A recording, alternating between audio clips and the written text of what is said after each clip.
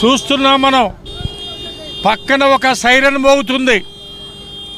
ఇంతగా దిగజారిన రాజకీయాలు ఇవాళ దేశంలో ఏ రాష్ట్రంలోనూ లేదని నా అభిప్రాయం.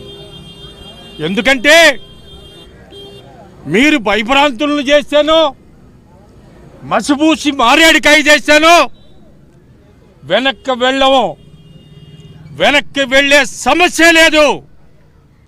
మళ్ళా చెప్తున్నాం, మీ అరాచక విధానాల్ని అరికట్టాలని, మీ అరాచక ఆలోచనల్ని అరికట్టాలని, ఆఖరికి దేవుణ్ణి కూడా వదలటలేదు ఆ కూటమి ప్రభుత్వం నాయకులారా.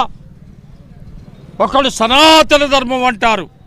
ఇంకెంతకాలం మసిబూసి మారేడికాయ చేసి ఎన్నికల్లో మీరు చెప్పిన వాగ్దానాల గురించి ఎవరైనా ప్రశ్నిస్తే దాని మీద మీరు మమ్మల్ని జనాల్ని మైమర్పించే కార్యక్రమాలను చేసి మా మీద బురద జల్లే కార్యక్రమాలను చేయటమే తప్పిస్తే మీరు ఈ 20 నెలల్లో కూడా 3,11,000 కోట్లు అప్పు తెచ్చి ఏం ఉద్ధరించారు?